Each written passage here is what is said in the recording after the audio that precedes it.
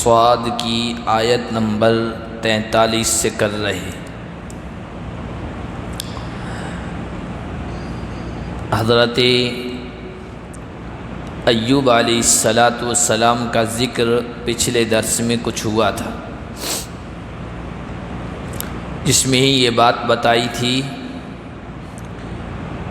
کہ اللہ تعالیٰ نے انہیں پہلے بہت کچھ نوازا تھا، مال و متاع، عزت و احترام، حکومت، منصب۔ پھر اللہ کی طرف سے آزمائش آئی اور مال و متاع فنا ہو گیا، جسمانی اعتبار سے بھی بیماریوں نے آ گھیرا، آل و اولاد سوائے ان کی بیوی کے سب ختم ہو گئے۔ اس آزمائش میں حضرت ایوب علیہ السلام کامیاب اترے، اللہ نے ان کی تعریف فرمائی۔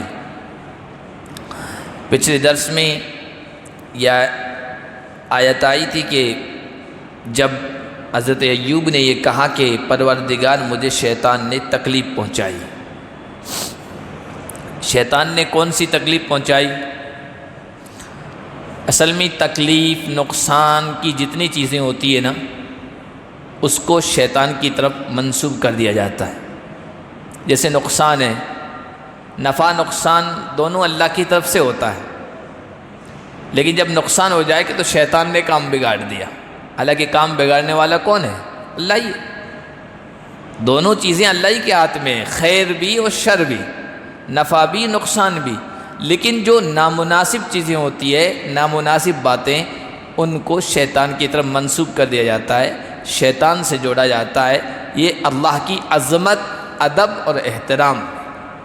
جیسے بہت مشہور آیت ہے تیسرے پارے کی سورہ آل عمران کی، قل اللہم مالک الملک تؤتی الملک من تشاء وتنزع الملک ممن تشاء وتعز من تشاء وتذل من تشاء۔ جسے چاہتا ہے بادشاہت عطا کرتا ہے، جسے چاہتا ہے چھین لیتا ہے اس سے، جسے چاہتا ہے عزت دیتا ہے، جسے چاہتا ہے ذلت دیتا ہے۔ بیدک الخیر، آپ ہی کے ہاتھ میں خیر ہے۔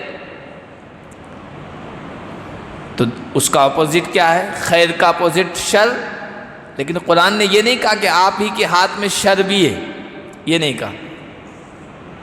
تو یہ اللہ کی عظمت کے احترام میں ایسا کیا جاتا ہے، ورنہ سب چیزیں اللہ کی ہی قبضے قدرت میں ہے۔ تو شیطان کی طرف اس تکلیف کو، بیماری کو، آزمائش کو منسوب کیا۔ دوسری بات یہ بتائی، قرآن نے تو نہیں بیان کی ہے، لیکن تفسیر کی روایات میں آئی ہے، اور وہ ایسی بات نہیں ہے جس کی وجہ سے انبیاء کی عظمت میں کمی آتی ہو۔ ایسا محسوس ہوتا ہے کہ حضرت ایوب علیہ السلام کی اس آزمائش میں، بیماری میں، جو تقریباً 13 سے 18 سال تک کی بتائی جاتی ہے، 18 سال آپ مان لیں، معمولی بیماری نہیں ہوتی، آزمائش نہیں ہوتی ہے۔ اس دوران بیوی نے کوئی ایسی بات کہہ دی تھی کہ جس کی وجہ سے آگے، چونکہ یہ آ رہا ہے نا کہ انہوں نے قسم کھا دی تھی کہ بیوی کو ماروں گا، تو بیوی کی طرف سے کوئی ایسی بات آ گئی تھی جو حضرت ایوب کے صبر، قناعت، اللہ کے فیصلوں پر راضی ہونے کے خلاف تھی، جس کی وجہ سے ان کو روحانی تکلیف پہنچی، اور وہ بھی گویا شیطان کی طرف سے تھی۔ اس لیے کہا شیطان نے مجھے تکلیف پہنچائی۔ ایک تفسیری روایات میں یہ بات بھی نقل کی جاتی ہے کہ حضرت ایوب کی صرف بیوی ہی رہ گئی تھی، اور وہ بیچاری خدمت کر رہی تھی، کسی نہ کسی طریقے سے کما کر ان کے کھانے پینے کا بھی انتظام کر رہی تھی۔ ایک مرتبہ جا رہی تھی کھانے پینے کے انتظام کے سلسلے میں، سامنے سے ایک بزرگ آدمی کی شکل میں کوئی آیا، اور اس نے یہ کہا کہ تمہارے شوہر بیمار ہیں، پریشان ہیں؟ کہا ہاں بہت پریشان ہیں۔ تو کہا میں ایک نسخہ بتاتا ہوں، وہ اس نسخے کو استعمال کرو تو تمہارے شوہر کی بیماری ختم ہو جائے گی، لیکن جب بیماری ختم ہو جائے تو یہ کہنا کہ فلاں شخص کی وجہ سے ہوا ہے۔ انہوں نے آ کر حضرت ایوب علیہ السلام سے ذکر کیا، تو حضرت ایوب تو پیغمبر تھے، وہ اس بات کو کیسے برداشت کر سکتے تھے، سن سکتے تھے کہ کوئی یہ کہے کہ بیماری فلاں شخص کی وجہ سے شفا مل لی بیماری سے شفا دینے والا صرف اللہ ہے، یہ شرک کی بو آتی تھی اس میں، تو ناراض ہو گئے غصے میں، اور قسم کھائی کہ میں جب صحت مند ہو جاؤں گا، صحیح ہو جاؤں گا، ابھی تو بیمار ہوں، کچھ کرنے کے قابل نہیں، تو تمہیں 100 کوڑے ماروں گا۔ یہ بھی شیطان کی طرف سے گویا تکلیف پہنچائی گئی۔ اللہ تعالیٰ نے اس پکار کو سن لیا، پروردگار مجھے بہت تکلیف پہنچی ہے، تکلیف کو تو دور فرما دے۔ اللہ تعالیٰ نے فرمایا ارکض برجلک، ایوب اپنے پیر کو مارو، پیر مارو گے تو چشمہ ابلے گا۔ ھذا مغتسل بارد و شراب، ٹھنڈا پانی نہانے کے لیے بھی اور پینے کے لیے بھی، نہاؤ گے تو جسم کی ساری تکلیف، ساری بیماریاں دور، اور پانی پیو گے تو اندر بھی اگر کوئی روحانی تکلیف ہے قلبی تو وہ بھی دور ہو جائے گی، قلبی اطمینان حاصل ہو جائے گا۔ حضرت ایوب علیہ السلام نے اس طرح کیا اور وہ بالکل چنگے ہو گئے، ٹھیک ہو گئے۔ وَوَهَبْنَا لَهُ أَهْلَهُ وَمِثْلَهُمْ مَعَهُمْ رَحْمَةً مِنَّا، اللہ فرما رہے ہم نے ان کا اہل، ان کے گھر والے ان جیسے اور ہماری طرف سے رحمت، فضل، مہربانی کے طور پر دیا، واپس لوٹا دیا۔ مال متاع، پہلے جتنا ساز و سامان تھا اس سے دگنا، پہلے گھر والے جتنے تھے اس سے اور کئی دگنے ہم نے ان کو نواز دیے۔ اس میں عقل مندوں کے لیے بہت ساری عبرت کی، نصیحت کی باتیں ہیں۔ ذکریٰ لأولی الالباب، کہ جو آدمی اللہ کے فیصلوں پر راضی رہتا ہے، خوش رہتا ہے، آزمائشوں میں صبر، استقامت کا دامن پکڑتا ہے، اور زبان پر کوئی شکایت کا حرف، لفظ نہیں لاتا ہے، آخر کار اللہ تعالیٰ اس کی اس آزمائش کو دور کرتے ہیں اور اس سے اچھی حالت پیدا کر دیتے ہیں۔ یہ عقل مندوں کے لیے نصیحت ہے۔ وَخُذْ بِيَدِكَ ضِغْثًا، اب ٹھیک ہو گئے، تندرست ہو گئی، سب کچھ نعمتیں مل گئی، اب جب ٹھیک ہو گئے تو سامنے بیوی ہے، بیوی کھڑی، اور بیوی کون؟ جس نے اس پوری بیماری میں وفاداری کا ثبوت دیا، بڑی خدمت کی، وفا کی پیکر، محبت کی پیکر، شفقت کی پیکر، ایسی بیوی جس نے ساتھ دیا ہو۔ ایک طرف بیوی کھڑی ہے، دوسری طرف وہ جوش میں آ کر، حق کے جوش میں آ کر قسم کھا لی تھی صحیح ہوا تو ماروں گا میں تمہیں، تم نے ایسی بات کیسے کہہ دی کہ فلاں شخص کی وجہ سے یہ شفا مل گئی، اور یہ تو اللہ تعالیٰ نے اس کا حل بتا دیا۔ ایسی وفادار بیوی کو تو مارنا بالکل درست نہیں ہے۔ اب کیا کریں؟ آزمائش، پھر آزمائش حضرت ایوب کے لیے، تو اللہ تعالیٰ نے آسانی پیدا کر دی، ہیلا بتایا، ہیلا جسے آپ اپنی زبان میں، ہماری زبان کے دے، اللہ نے گلی نکال دی۔ تو بعض مرتبہ جو ہے نا علماء کو بھی کہہ دیتے ہیں، علماء گلی نکال دیتے ہیں اپنے لیے یا کسی کے لیے بھی، تو وہ گلی نہیں نکالتے، شریعت نے کہیں سہولت دی، آسانی دی ہے تو وہ بتا دیتے ہیں، اس کو آسانی کے لیے کوئی مسئلہ بتا دیتے ہیں۔ تو اللہ تعالیٰ نے بھی ہیلا بتایا، یہ گلی بتائی، ہیلا اختیار کرنا، گلی اختیار کرنا، ظلم سے بچنے کے لیے، ظلم سے بچنے کے لیے، حرام سے بچنے کے لیے اگر کوئی گلی نکالی جائے تو اس میں کوئی حرج نہیں۔ ہاں، ایسی گلی نکالنا جس کا مقصد اللہ کے کسی فریضے سے، شریعت کے کسی فریضے سے بچنا ہو، وہ درست نہیں ہے۔ جیسے کسی پر زکوٰۃ ہے، 4-5 لاکھ روپے اس کے پاس آئے ہیں، اور زکوٰۃ نصاب کے برابر مال آ جائے تو اس پر سال گزرنا ضروری ہے۔ اب سال گزر رہا ہے، 9 مہینے ہو گئے، 2-3 مہینے باقی ہیں، تو اس نے کہا زکوٰۃ دینی پڑے گی، بڑا مشکل مسئلہ ہے، تو ایسا کرتا ہوں اس میں مال میں اپنی بیوی کو تحفے کے طور پر دے دیتا ہوں کہ یہ تم رکھ لو، تمہیں تحفہ ہے، یا اس کو تقسیم کر دیا گفٹ کے نام پر، کچھ بیٹوں کو دے دیا، کچھ بیوی کو دے دیا، تاکہ زکوٰۃ نہ نکالنی پڑے۔ یہ گلی نکالنا جائز نہیں، درست نہیں ہے۔ شریعت کے کسی فرض سے بچنے کے لیے کوئی ہیلا نکالنا، کوئی راستہ گلی نکالنا، یہ درست نہیں ہے۔ ہاں، ظلم سے بچنے کے لیے، حرام سے بچنے کے لیے اگر شریعت نے کہیں گنجائش دی ہے گلی نکالنے کی کہ اس سے تم نکل جاؤ، اس سے بچ جاؤ، تو وہ کر سکتے ہیں۔ یہاں اللہ تعالیٰ نے نکالا، کا خود بیدک ضغثا، اے ایوب، ایسی وفادار بیوی کو تو تکلیف میں نہیں مبتلا کرنا چاہیے، اور قسم بھی تم نے کھائی ہے، تو اس کا حل ہم یہ نکالتے ہیں کہ 100 کوڑے یا 100 لکڑیاں نہ مارنی پڑے، تم پتلی پتلے تنکوں کا باریک لکڑیوں کا گچھا لے لو، جیسے جھاڑو ہوتی ہے نا، یہ کھجور کی جھاڑو، یہ سمجھ لیجیے آپ کہ یہ لے لو جس میں 100 تنکے ہو. اب جھاڑو میں تو 100 سے زیادہ ہوتے ہیں.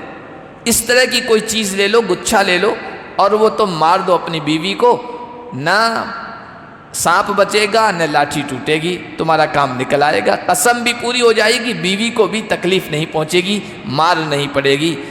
فَاضْرِبْ بِهِ، اس کو مارو، وَلَا تَحْنَسْ، اور تم قسم میں حانس بھی نہیں ہوگے، قسم کے خلاف بات بھی نہیں ہوگی، بات نکل جائے گی تمہاری.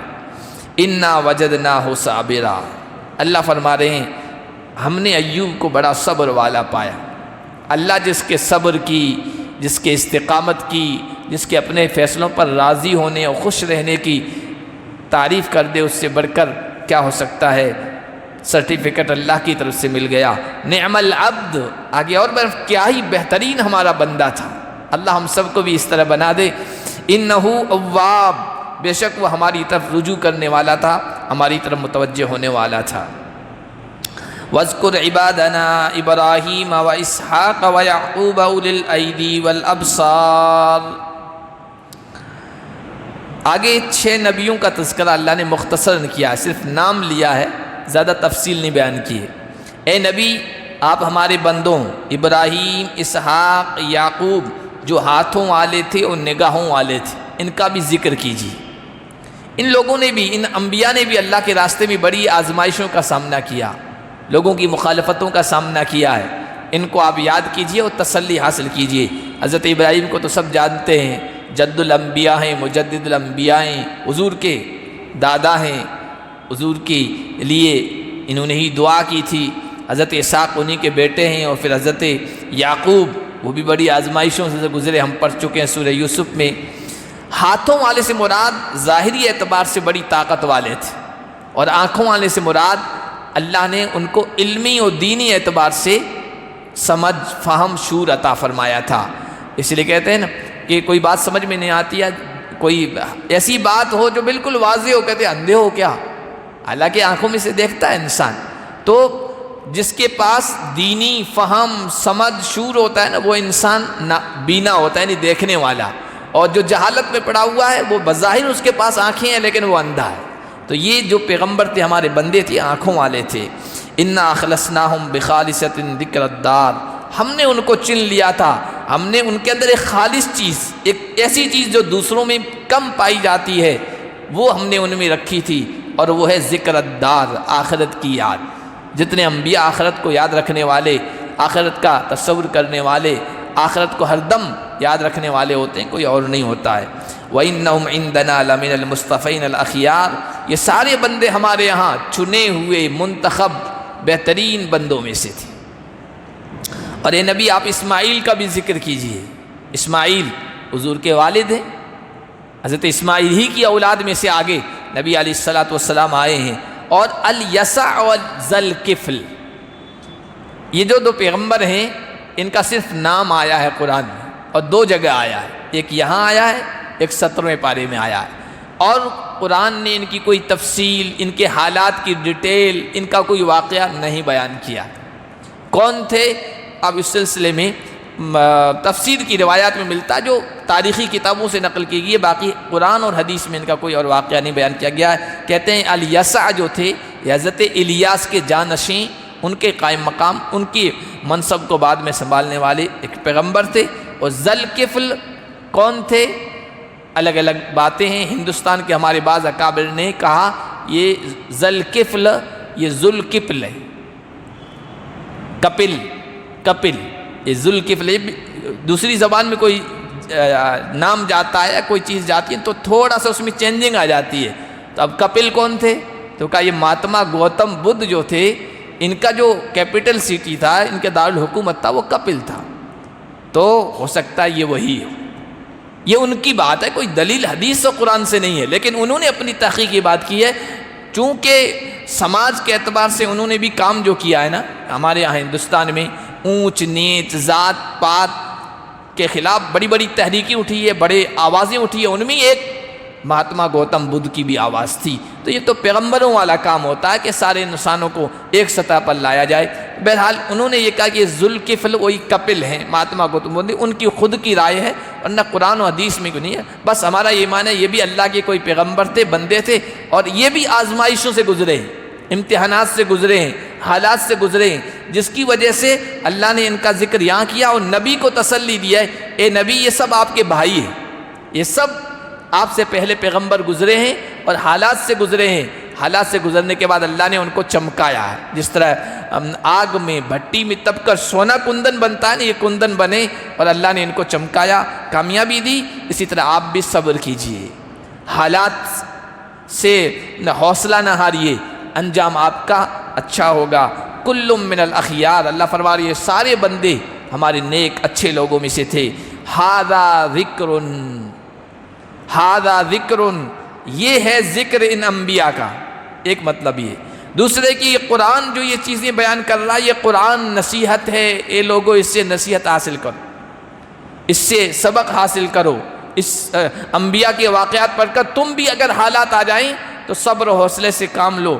وَإِنَّ لِلْمُتَّقِينَ لَحُسْنَ مَآب، اللہ کے نبی صلی اللہ علیہ وسلم کے ساتھ ساتھ آپ پر جو ایمان لانے والے تھے، وہ ایمان لانے والے بھی حالات سے گزر رہے تھے، اور قیامت تک ایمان والے حالات سے گزرتے رہیں گے۔ تو اللہ نے نبیوں کے تذکرے کے بعد ایمان والوں کو بھی تسلی دی ہے، ان کا بھی حوصلہ بڑھایا ہے کہ دیکھو متقی لوگوں، اللہ کے حکم پر چلنے والوں۔ متقی کون ہیں؟ اللہ نے جو حدود، جو سرحد متعین کر دی ہے اس کا خیال رکھنے والا، یعنی جن کاموں کو کرنے کو کہا ہے ان کو کرنے والا، اور جن کاموں سے بچنے کو کہا ہے ان سے بچنے والا، عبادت و ریاضت کے تعلق سے، معاملات کے تعلق سے، اخلاق کے تعلق سے، معاشرت رہن سہن کے تعلق سے، سیاست و تجارت کے اعتبار سے، ہر اعتبار سے اللہ نے جو ہدایات دی ہے ان پر چلنے والا وہ متقی ہے۔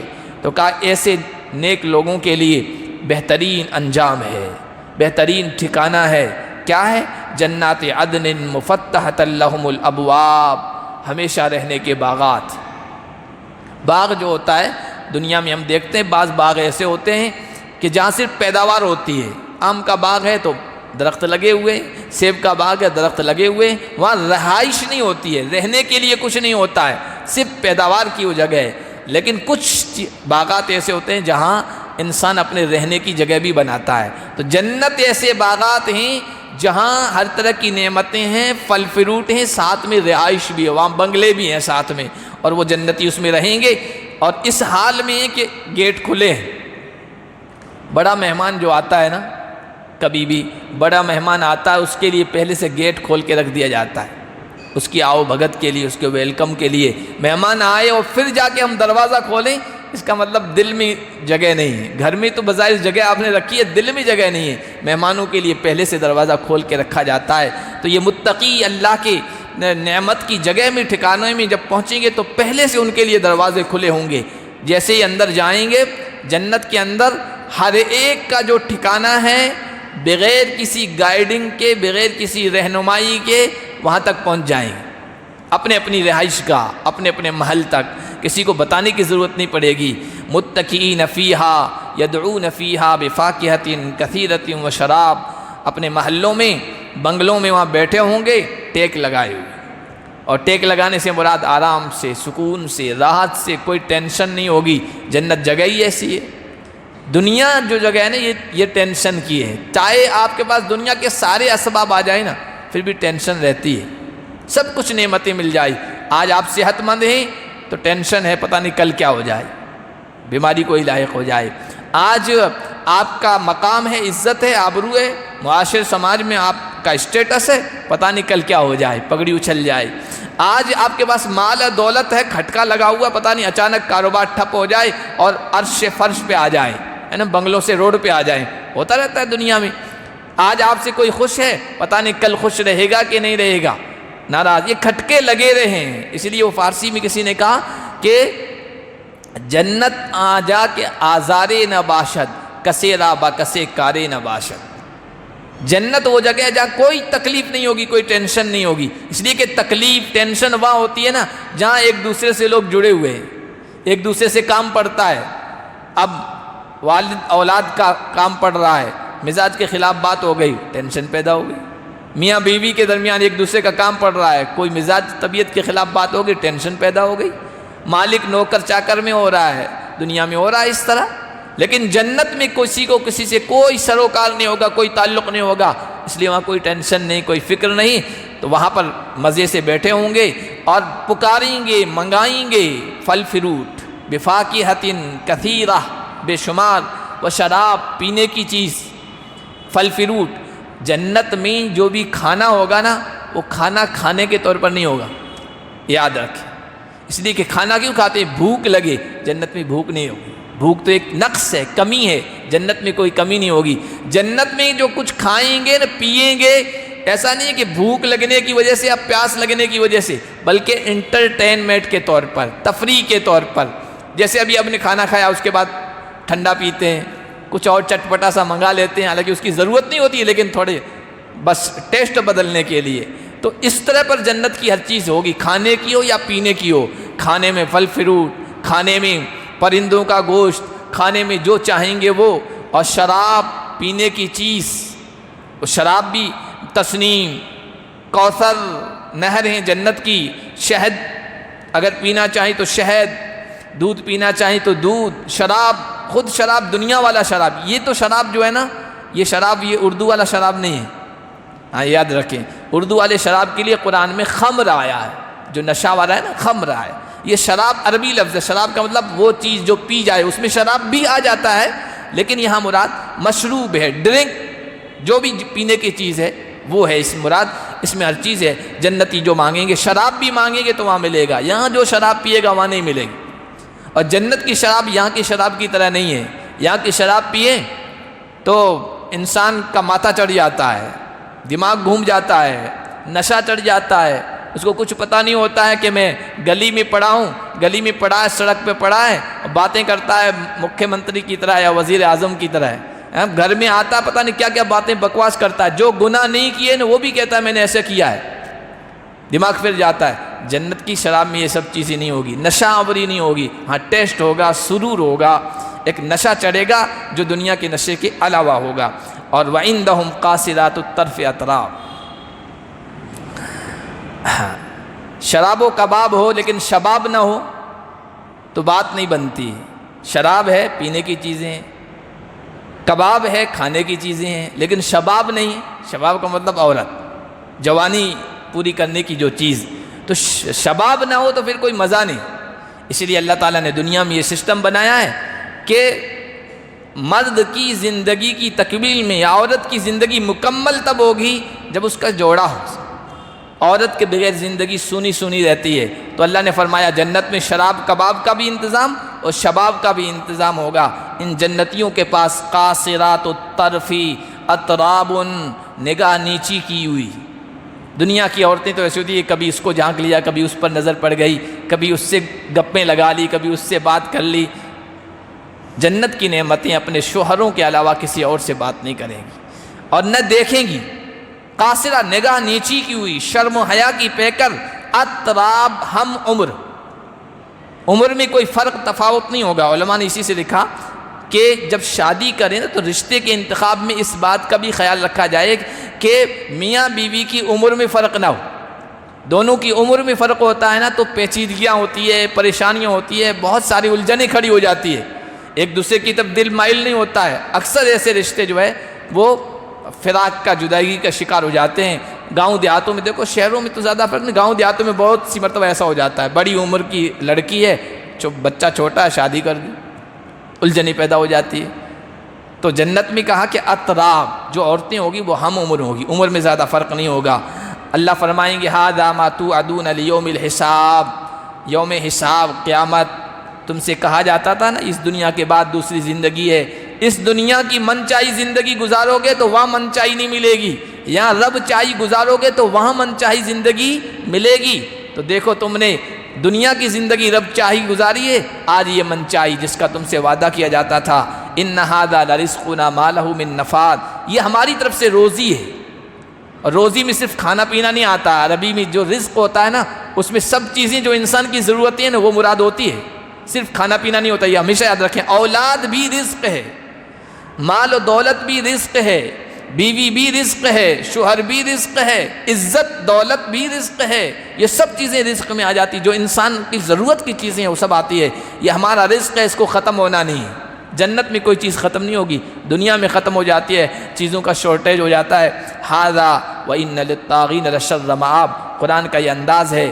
ایمان والوں کا انجام بیان کیا جاتا ہے تو برے لوگوں کا بھی بھیانک انجام جو ہوتا ہے وہ بھی بیان کیا جاتا ہے۔ اللہ نے فرمایا یہ تو جنت میں نعمتوں کا جو تذکرہ یہ ایمان والوں کو ملے گا، فرما برداروں کو، جو حد سے گزرنے والے ہیں، ظلم کر کے، شرک کر کے، منافقت اختیار کر کے، گناہ اختیار کر کے، کسی کا حق ہڑپ کر کے، للطاغین، طاغی کہتے ہیں حد سے گزرنے والے کو، یعنی جو انکار کرنے والے ہیں، ان کے لیے لشر مآب، جنتیوں کے لیے حسن مآب تھا، اچھا ٹھکانہ، ان کے لیے برا ٹھکانہ ہوگا۔ برا ٹھکانہ کیا؟ جہنم یصلونہا، جہنم جس میں یہ داخل ہوں گے، جہنم خود ابلتی ہوئی، اگلتی ہوئی، روشن ہوتی ہوئی آگ، کیا ہی برا ٹھکانہ ہوگا۔ یہ تو ہوگا ان کو جہنم میں داخلہ، فَلْيَذُوقُوا حَمِيمٌ وَغَسَّاقٌ، اس میں داخل ہونے کے بعد ان سے کہا جائے گا اب چکھو مزہ، کھولتے ہوئے پانی کا، پیپ کا، پیاس لگے گی کہیں گے پانی پانی پانی، اور بعض روایات میں ایسا آتا ہے کہ جب پانی مانگیں گے پیاس کی وجہ سے تو 1000 سال کے بعد جواب دیا جائے گا، کچھ اس طرح کی روایت آئی بنا کہ ہاں لو پانی، اور پانی پھر کھولتا ہوا پیش کیا جائے گا، ایک قطرہ پیٹ کے اندر آ جائے گا، اندر کا سارا سسٹم نظام خراب، انتڑیاں جو ہے ٹکڑے ٹکڑے ہو کے قطع امعاءہم، وہ پخانہ کے راستے سے باہر آ جائیں گی، اور پھر پیپ اس میں ملایا جائے گا جہنمیوں کا خون اور پیپ۔ اللہ ہم سب کی حفاظت فرمائے۔ وآخر من شکلہ ازواب، اور اس طرح کی دوسری اور چیزیں جو انتہائی خطرناک، بدبودار، بدمزاح جو ہوں گی وہ ان کو پیش کی جائے گی۔ ھذا فوج مقتحم معکم لا مرحبا بہم انہم صالوا النار، جب جہنم میں ان کو داخل کیا جائے گا تو جو بڑے لوگ ہوں گے، بڑے لوگ جن کی بات اس دنیا میں مانی جاتی تھی ان کو پہلے داخل کیا جائے گا، پھر اس کے بعد ان کے ماننے والے فالوورز، چھوٹے جو لوگ تھے وہ آئیں گے، ان کو آتا ہوا دیکھیں گے تو کہ دیکھو یہ فوج آ رہی ہے، یہ گروہ، یہ جماعت آ رہے، لا برحم بہم، ان کا آؤ بھگت مت کرو، ان کی عزت مت کرو، انہم صالوا النار، ان کو سب کو جہنم میں ڈھکیل کے ڈال دینا، یہ داخل ہونا ہے جہنم میں۔ قالوا بل انتم، تو آپس میں بحث کریں گے، رد و قد کریں گے، یہ بھی ایک طرح کا عذاب ہے۔ ایک آدمی بڑا ہے، دوسرے لوگ چھوٹے ہیں، اس کی بات ماننے والے ہیں، ایک دوسرے کے عزت، احترام، مقام کا لحاظ ہوتا ہے، اور اگر چھوٹا بڑے کے خلاف منہ لگنے لگ جائے، بدتمیزی کر لے، اس سے بحث کرنے لگ جائے، تو بڑے کو ذہنی طور پر تکلیف ہوتی ہے، روحانی طور پر تکلیف ہوتی ہے۔ جہنمیوں کو یہ بھی ایک طرح کی تکلیف ہوگی کہ ان کے جو چھوٹے تھے، جو بات ماننے والے تھے، ہمیشہ ان کے پیچھے چلتے تھے، ان کے نیچے رہتے تھے، ان سے بحث کریں۔ وہ کہیں گے، چھوٹے والے کہیں گے مرحبا بکم، تمہارا آؤ بھگت نہ ہو، تمہیں ذلت ملے، انتم قدمتموہ لنا، تم ہی نے تو ہمارے لیے یہ جہنم کو پیش کیا ہے، تمہاری بات مانی، انبیاء کی بات ہم نے نہیں مانی، تمہاری وجہ سے تو یہ ہوا ہے، کتنا ہی برا ٹھکانہ ہے جہنم کا۔ قالوا ربنا، اور یہ چھوٹے کہیں گے، جو چیلے ہوں گے نا، یہ گرو چیلوں کی آپس میں بحث ہو رہی ہے، اور یہی بحث ان کے لیے تکلیف کا باعث ہوگی۔ چیلے کہیں گے پروردگار، انہوں نے یہ جہنم کا عذاب ہمارے لیے پیش کیا ہے، ان کی بات مان کر ہم جہنم میں جا رہے ہیں، ان کو دگنا عذاب دے، زیادہ تکلیف دے، ہمیں بھی غرق کیا، خود بھی ڈوبے، ہمارا بھی ستیہ ناش کیا، خود تو گئے جہنم میں۔ قالوا ما لنا لا نرى رجالا كنا نعد من الاشرار، اب چھوٹے بڑے گرو چیلے سب جہنم میں پہنچ گئے، وہاں جائیں گے، وہاں نظارہ کریں گے، دیکھیں گے، ارے کچھ لوگ سے مراد ایمان والے، جن کو ہم احمق سمجھتے تھے، بے وقوف سمجھتے تھے، نکما سمجھتے تھے، جن سے کہتے تھے یہ دیکھو جنت و جہنم اور حوروں کے شوہر، طنز کستے نا آج بھی، یہ دیکھو 72 حوروں کے شوہر جا رہے ہیں، یا آپ 72 حوری حاصل کر لو، کوئی انتقال کر جاتا تو اس طرح کی کمنٹس کرتے ہیں لوگ، بیوقوف سمجھتے تھے، جن کو ہم حقیر سمجھتے تھے، برا سمجھتے تھے، وہ تو جہنم میں نہیں دکھ رہے ہیں، ہم نے ان کا مذاق اڑایا تھا، حالانکہ وہ صحیح تھے، یا یہ کہ جہنم میں وہ بھی موجود ہیں ہماری طرح، لیکن ہماری نظریں چوک رہی ہے، ہمیں دکھائی نہیں دے رہا ہے، کیا بات ہے؟ تو ان سے کہا جائے گا کہ نہیں، جن کو تم حقیر سمجھتے تھے نا، آج ان کو عزتوں کے مقام جنت میں پہنچا دیا گیا ہے۔ یہ ان ذالک لحق تخاصم اہل النار، یہ بات پیش آنی ہے۔ اور جہنمیوں کا یہ آپس کا جھگڑا جو ان کی تکلیف کا باعث ہوگا، یہ بھی ان کے لیے ایک طرح کا عذاب ہے۔ کوئی کہہ سکتا ہے وہاں افراتفری کا ماحول ہوگا، ہولناکی کا ماحول ہوگا، پریشانی کا، وہاں کون بحث کرے گا، وہاں کون ایک دوسرے سے الجھے گا؟ کہ نہیں، یہ جو بڑے اور چھوٹے جو سب جہنم میں جائیں گے، یہ آپس میں وہاں الجھیں گے، اور یہ الجھنا ہی ایک طرح کا عذاب ہوگا۔ آپ دیکھ لیجئے جس گھر میں روز چک چک ہو، چھوٹے بڑوں کی، میاں بیوی کی، ماں باپ اولاد کی، یہ عذاب سے کم تھوڑی ہے۔ تو کہا کہ یہ بھی ایک طرح کا عذاب ہے جو جہنمیوں کو ملے گا، اور یہ بالکل حق ہے، برحق ہے۔ ان کو جہنم میں جانا ہے اور اس طرح کے عذاب کا اور تکلیف کا سامنا کرنا ہے۔